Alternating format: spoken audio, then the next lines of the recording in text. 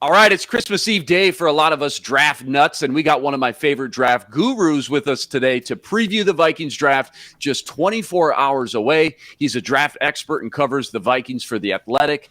The local legend himself, Arif Hasan. Follow him on Twitter at Arif Hasan NFL.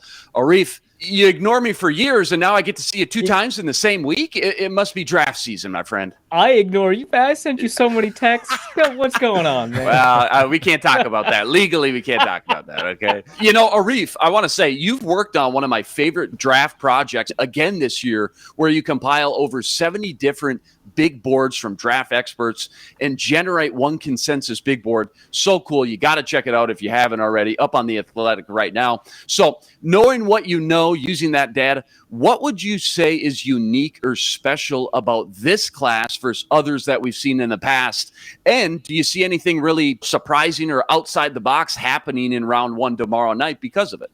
Yeah, sure. Well, I'll say that first, I'm really excited to do this every year because so many new people enter the industry. There's so many additional, pieces of information that I can enter into the board, so many different types of context. I actually just like 10 minutes before I came on, we're up to 82 boards in the consensus board. I think that's going to be the final version. So it's never been that big. It's been a ton of fun. What I find interesting this year about this year's class is, most years you usually have a solid number 1, or at least, 2 players that could vie for number 1. And that's where the rankings typically bounce between, this guy's number 1 or this guy's number 1, or everybody agrees, hey, it's Trevor Lawrence. He's just the top pick in the draft. This year, in the top 5, it can go anywhere. In fact, I have 8 different players with a first overall ranking from at least one person, and 5 of those players have a substantial number of people ranking them first overall. I don't think I've had that going back to 2014. When I published it. I think 2013 is the first year I tried to do it. I've never had something like this. So that I think is what, and what that means, I think, is that one of those top 5 players is going to maybe fall pretty far, because I think if you're uncertain about a lot of these guys, one team in the top 5 or in the top 10 is just going to think, well, these guys aren't special, but there's a prototype I'm falling in love with. I really like this kind of player, and they might just go off board and draft their favorite player that could be by most people ranked 14th, 15th, whatever in the top 5, like a Deion Johnson kind of situation, right? And so I think that you might get a top 5 player falling all the way to maybe 10 or something like that. Wow. So, Arif, were you at the Kwesi presser yesterday? I was not. I was actually completing the big board. I was staying up all night. Down in the dungeon. Yeah, okay. I didn't trust myself to drive to the facility. You know what? It's probably for the best. It's all good. It's all good. We'll hear plenty from him this week, I'm sure. But, this is his first time doing this as the lead guy, the man in charge. He talked about, how it'll be a collaboration and all that stuff. But, based on all the tape that you've watched and, the projections, the 75,000 mock drafts that are out there, what do you expect the Vikings to do with that 12th overall pick? I wish I knew. I watched over that Kwesi presser. I read the transcript back again. I was trying to figure out, hey, is there a clue I can get from any of this? And just a breadcrumb here or there, please. Like any good general manager to give us. Yeah, that, right. I thought that was just Rick Spielman. Turns out, no, that's not the case. Yeah. No. I thought that his approach seemed pretty solid. That you don't want to be stressed out on draft day because it tells you a lot about your level of preparation. He said that if you're picking at 12, you have to have 12 names just come out of your mouth. So that's nice to know. It doesn't tell me he's even picking at 12, right? I think that kind of based off of that one small anecdote about the receivers coach not pounding the table for a specific receiver at a specific point. Maybe, he's not going to pick a receiver, but even then, I don't trust that. I could totally see Jameson Williams or something coming off the board at 12. So all I know is that he's not going to trade down as much as Spielman did, but who would? That's a high bar to reach there, what Spielman did. Obviously, the first-round guys, they get the majority of love. They get all the screen time. But my favorite part of the draft is finding the day 2 and 3 steals later in the weekend where teams really have to, have their homework done at that point. The Daniil Hunters, the Stephon Diggs, if you will. Who's a few guys you really like that aren't being talked about in the first round, specifically for the Vikings, knowing what you know about the new coaching and schematic philosophies that we're going to see this year? Sure. Yeah, I think that it really depends on how you feel about this category of player. The undersized centers, obviously Tyler Linderbaum is one of them, but the Vikings are probably not. Again, don't want to be very concrete, but are probably not going to draft Tyler Linderbaum at 12. And if that happens, they still need to shore up the interior. So the second and third round, I really like Dylan Parham or Cam Jurgens, center from Memphis, center from Nebraska. That both kind of fit a very similar prototype. The Vikings are in a spot where they don't have to start an interior offensive lineman that they draft right away because of signing Jesse Davis and having Chris Reed there and having the kind of depth along the interior that they maybe didn't have last year. And those guys might need just a little bit of development in order for you to put them on the field. But those are guys that I really like. Tariq Woolen at corner. If the Vikings don't grab a corner right away, it's just you don't find 6'4" guys run 4.2. You just don't. Right. And so I think fun, that, man. Yeah, he's so fun. And he was actually pretty productive, too. It's not just that he's an athlete. He was pretty productive. Obviously, former receiver switching over to corner. Yeah. So, I mean, the ceiling's still very high. Yep. Yeah, absolutely. Yeah. And he's got a lot to learn. He obviously has, a lot of technical refinement he needs to put together before he can really see the field. But I really like him a lot. I don't see a ton of discussion about him, even though. I mean, that's a nuts profile to have in the modern NFL. And then even if the Vikings kind of go off just a little bit and they don't grab a guy that's at the top of their need profile, somebody like Arnold Ebiketie from Penn State, he's undersized, so he might fall out of the first round. But I really like his fluidity and explosiveness. You don't tend to see that kind of guy in the modern NFL go in the second round. Now that athleticism is so important at edge rusher, they get pushed up the board everywhere. So those are the kind of guys that I think could be pretty interesting for the Vikings.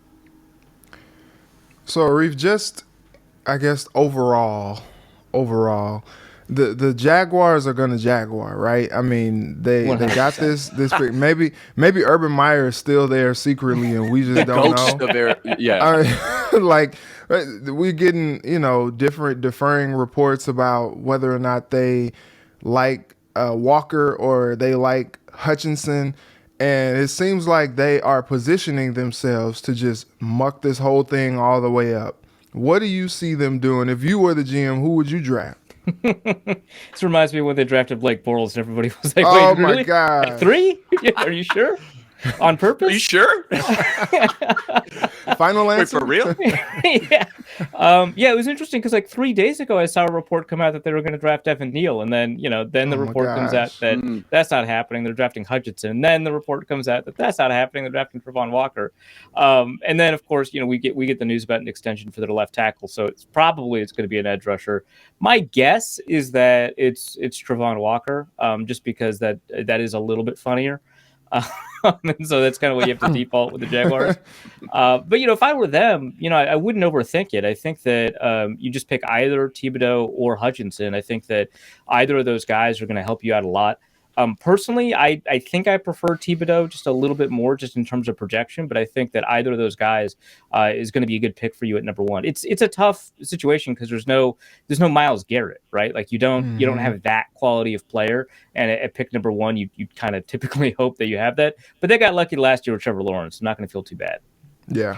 Roger Goodell's look when the Jaguars handed that pick, like Blake Bortles. No, seriously. Oh, you serious? Blake Bortles? Okay. I'm going with this. All right. We're doing this. Okay. Okay. We're live. All right. Yeah, right. Yeah. We'll do it live. All right. Arif, last one here real quick. Again, this draft, I think, so unique because normally we know who the number one pick is a month ago. Then we can pretty much etch in stone who the number two pick is, and then 3, 4, and 5, the domino. Even when you go position by position, I don't think there's a clear-cut number one guy at any position outside of Kyle Hamilton, maybe Jordan Davis at nose, if you want to get specific, Jamison Williams, but he's got the injury. So you've watched a ton of tape. So your opinion specifically, I'm just going to give you a couple rapid-fire guys, top players at their position. You ready? Maybe. Let's find out. Well, we're going to find out. 3, 2, 1. We can edit this out. Don't worry. Sauce Gardner, Derek Stingley. Sauce. Dean or Lloyd at linebacker? Oh, that's tough. That's tough. I'm going to go Dean. Just coverage is so important. Offensive tackle, Neal or Icky? Icky. Running back, Walker the third or Breece Hall? That one's also tough. I'll go with Breece. Yeah, give that me one's, Brees too. That one's closer than a lot of people think. Yeah. I think all three of us, though, agree on Brees just by a bit. Malik Willis or any of the other 5 quarterbacks, I guess, that are rumored to go close to Malik? I wish I could like Malik. Honestly, I love the way he plays, but I can't like him that much. I'm gonna go with Desmond, I guess. Oh, I like that. Good hot take there. I like Desmond Ridder quite a bit. All right, last one. Most importantly, Ant or Ja? That's obvious, right? You gotta go Ant. Okay, I didn't know which way you were going to go there on a Minnesota podcast. You played it safe. I'm proud of you. We don't need to edit anything out there. Arif, though, seriously, you're without a doubt probably the smartest man I know. So I'm just forced to trust that everything you said here will be 100% accurate and unfold exactly on draft weekend as the way you said it. That's how that works, right? Yeah, absolutely. Yeah. All right, you're good. It's funny too, Arif, because you mentioned Desmond Ridder. And I was in Cincinnati the last couple of years. And so, I covered Desmond and I did a couple stories about him. And it's so funny, like going into his junior year, he was a guy that many were like, man, look, the leash is short, man. If he doesn't turn it around, like he's about to lose his starting job. And now you're talking about a potential first-round pick. I think it's just crazy and a testament to just what he's built over the last couple years. Wonderful story for sure. Yeah, absolutely. Yeah, a lot of fun Cincinnati prospects besides Sauce, Desmond Ridder, Alec Pierce, their wide receiver. They had a great connection. Kobe Bryant. Yeah, just fun to say. Follow him on Twitter at Arif Hasan NFL and all his outstanding work up on The Athletic. You got anything special planned from a coverage standpoint we can keep our eyes peeled over draft weekend? Yeah, sure. I'm going to keep updating the consensus board, releasing, hey, here are the top players available day 3, whatever. I'm going to have the consensus board grade the draft. So, it's right all the time, except when it talks about your favorite team. Your favorite team did a great job. Don't worry about it. And then also, I'm trying to get a machine to run a mock draft for me. I'm going to try and code my own machine. Cool. See if I can get that published tomorrow morning. It's probably going to be bad, but we'll have fun doing it. Are you going to be watching in like a dark dungeon in like the basement, just dark, just on the computer, like That's the in goal. the robe with the hood? Yep. Starbucks, caribou in one hand. The lights are off. It's weird. I don't really understand. Yeah, it's weird if the lights are on. Yeah. Do you want me to shut these off, dude? All right. Check it all out. Again, up on The Athletic. Great stuff. Follow him on Twitter at Arif Hasan NFL. You're the man. We'll talk again real soon. All right. Thanks, Arif. Thanks for having me, man. All right, take care.